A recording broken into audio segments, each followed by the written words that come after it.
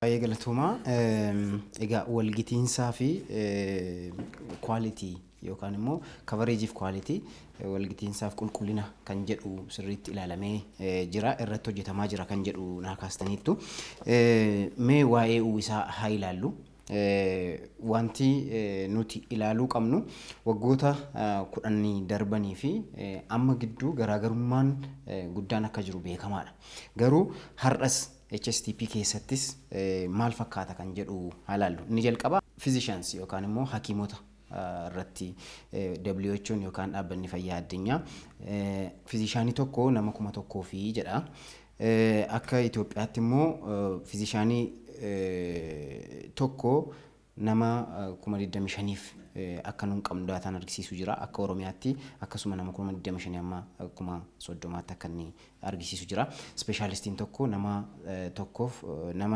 speeshaalistii tokko nama 300,000 fi akka inni argisiisu daataan argisiisu tokko jira. Akkasumas immoo dhaabbileen fayyaa nuun qabnu fakkeenyaa fi hospitaalonni jalqabaa primary hospital hospitaalli tokko hospitaala 48 qabna primary hospitaalii hospitaalli tokko nama 900,000 fi kan gaafa miliyoona 40 illee hirru gaafa nun argannu hospitaalonni waliigalaa 34 1.2 dhaaf jira jechuudha tokkoonsaa specialized hospitaaliin nama miliyoona tokkoof jira nama miliyoona 10 jira tokkoonsaa jechuudha. So coverage irratti gaappiin amma WHO'n recommendationiin kaa'ee fi amma Oromiyaan staatusiin akka biyyaattis akka Oromiyaattis qabnu maal fakkaata coverage kana immoo guutuudhaaf hammam hojjettaniiti hammam isin hanqate yookaan immoo bira ga'uu dadhabdani. Waan gaarii kaastee abdii. Akkuma beekamu egaa waggoota darban 5 kana keessatti hojiiwwan gama kanis tajaajila fayyaa qaqqabumaa ta'e hawaasni keenya sadarkaa inni gaafatutti deebisuudhaaf hojiiwwan hojjetaman bal'aan ni jiru.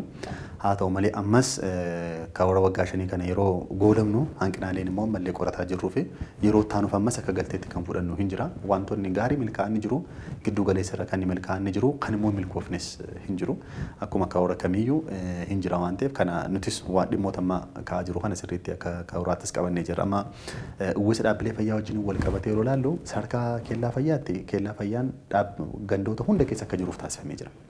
Sanarratti amma yeroo taanu kan nuti yaadaa jirru tokko keellaawwan fayyaa kana upgrade gochuu sadarkaan isaanii akka fooyya'u taasisu.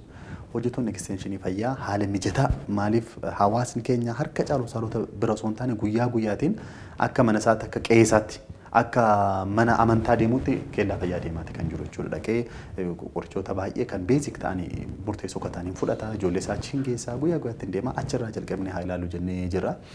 Waliin ga'uu irratti naannoo sanatti gaariidha. Garuu immoo qulqullinaa fi sadarkaa isaa eeggachuu irratti immoo baay'ee nu hafa waan ta'eef sanarratti mootummaanis uummannis hojjechuun sirrii yeroo taanu cimnee hojjechuu qabna. Buufataalee fayyaa yeroo ammaa kana buufataalee fayyaa 1,500 kan nuti qabnu. HTP kana yeroo eegallu buufataalee fayyaa 1,300 hin caalan turanii 200 kan nuti ijaaree waggoota darban 5 kana keessatti buufataalee fayyaa kan caalaa baay'ee babal'isuun nutti hin argamne. Sababni isaayyuu buufanni fayyaa tokko nama 25,000 naannoo Horsiisee Bulaa hootee immoo nama 15,000 fa'aa hojjetamu jedhameeti. Haala sanaatiin naannoo 26,000 kan nuti jiru buufanni fayyaa tokko amma kan ta'aa jiru. Hambaraa dabaluu osoo taane kan jiran kana tajaajila opereeshinii akka isaan qabaatan taasisu babal'isu kutaawwan dabaluu sarbiisii isaanii bal'isuu irratti haa xiyyeeffannoo jennee jirra. Gama sanaatiin bal'isuun baay'ee barbaachisaa ta'a. Hospitaala irratti wanta siireesii qabannee jirutu jira. Comprehensive speciality hospitaalii fuudhan naannoo keenya afurii kan qabu. Baay'een isaanii kan jiran Finfinnee keessaa hospitaalonni gurguddaan kun.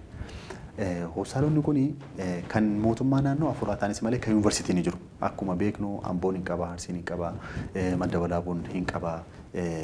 Akkasuma kan Wallaggaa yuunivarsiitiinis hin qaba. Isaan malee kanumti naannoo mootummaan naannoo ijaaree hojiirra oolchee jiru afur. Isaan kun tokkoon isaanii akka seeraatti namoota miliyoona 5 tajaajiluu qabu. Haa ta'u malee amma kan isaan tajaajilaa jiran akkuma tuukaasee namoota miliyoona 10 oli kan tajaajilaa jiran. Sanuma keessaa immoo kan fooyya'ina qabu Adaamaan Mattuu fudhannee Naqqamtee fudhannee Shaashamannee fudhannee fooyya'insi hin jira garuu sanarraa fagoo jirra.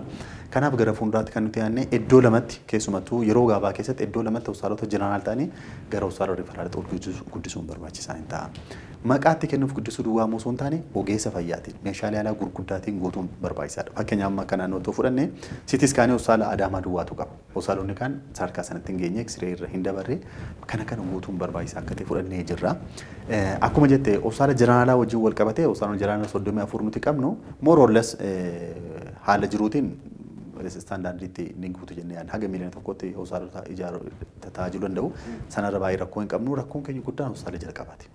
Hospitaala jalqabaa naannoo 41 garuu ammas dabalaa jiru jala jalaatiin dabalaa kan jiru. Baruma kana hospitaala 10 kan nuti eebbisnu. Waggaattaan immoo hospitaala gara 10 kan hojiirra jiran kan ijaaramaa jiran kan xumuran ni jiru. Isaan kun yoo dhufanii hammatee ol kaasu garuu hospitaalli jalqabaa tokko 100,000 kan inni tajaajilu. Haala kanaatiin akkuma beekamu naannoo keenya keessatti aanaa hunda keessatti hospitaala tokko nu barbaachisa. Primary amma garuu haguma waggaa lamaatti illee otuu hojjennee kan nuti qabaannu 50-60 hin caalu maaksimum otuu deemnee illee jechuudha. Kanaaf kaawara ittaanu kana keessatti HTP lammaffaa ittaanu kana keessatti aanaa hunda keessatti hospitaalonni akka primary hospitaala akka jiraataniif mootummaa wajjin irratti walii galaati kan jiru. Yoo xiqqate illee aanaan proximity lama wal bira bakka jiru tokko akka isaan fayyadamuu danda'anitti yoo humna mootummaa irratti dhiibbaa guddaa kan fidute diizaayinii isaa xiqqoo fooyyessine akka ijaaramu irratti walii galaate kan jiru. Hospitaalli tokkoon kun naannoo miiliyoona 50tiin ijaaramu waan ta'eef mootummaa irrattis ba'aa guddaa kan finneef nutis bal'isine kenna tajaajilaa irratti immoo deemnee kan kufnoo ta'e gamoo duwwaa dhaabuun faayidaa waan hin qabneef baalaansi goonee haa deemnu kan jiru kallattiin taa'ee jira. Dhugaadhaa yeroo taanutti kan qabannee deemnu aksesiin akka walii galaatti fooyyee haa jennus malee keessa gallee yoo ilaallu garuu bakkeewwan immoo sirees ilaalamuu qaban akka jedhu nuti fudhannee jira. Ogeessa fayyaa wajjin wal qabsiistee kan kaase sirriidha. Dhugaadhaa ogeessa fayyaa waggoottan darban shanan kana keessatti namoota hedduu qacaruuf dandeenya jira. Egaa ogeessi fayyaa yeroo qacaramu mindaan faayidaan adda addaa duukaan dhufa mootummaa irratti kostiin baay'een akka dhufu beekamaadha. Haga mallee barbaachisaa yoo ta'es haga barbaanne sana mootummaan waan hunda dhiyeessuu irratti hanqinaaleen ni jiru. Garuu immoo daandii dheeraas deemnee jira. Fakkeenyaaf jalqaba waggaa 5 kana keessatti hakiimoonni naannoo keenya keessa turan 700 duwwaadha jechuudha. Yeroo ammaa kana hakiima 1,391 irra geenye jira. Bara kana duwwaa hakiimota 200 olii kan nuti qacaraa jiru. Kun akka naannoo keenyaatti gahaadhaa gonkumaa gahaa miti. Akka naannoo keenyaatti hospitaalota amma tajaajilaa jiru kana xumurree istaandaardii barbaachisu bira gahuudhaaf hakiimota 3,000 barbaanna. Karoora keenya kana. Dhuma kaagataa kanatti dhuma HTP kanatti illee hakiima 2,000 geenya jenneeti kan nuti yaadnee turre sana bira gaatee hin jirru waan nuuf jira jechuudha. Ispeeshaalistii yoo fudhannee dhugaadhaa hanqina guddaa nuti qabnu ispeeshaalistiidha. Ispeeshaalistoonni keenya kan jiran baay'inaanis kan jiran gaayinekoloojistii fi sarjiniidha. Isaan kunis magaalota gurguddaa keessa kan jiran hospitaalota fooyyee qaban kan isaan jiran. Hospitaalonni baadiyyaa keessa jiran baay'een isaanii sarjikaal integiree sarjikaal ofiisarii fi GPT'n kan isaan irraan ta'aa jiran jechuudha. Kanaaf naannoo ispeeshaalistiitti hanqinni bal'aan akka jiru beekamaadha jechuudha.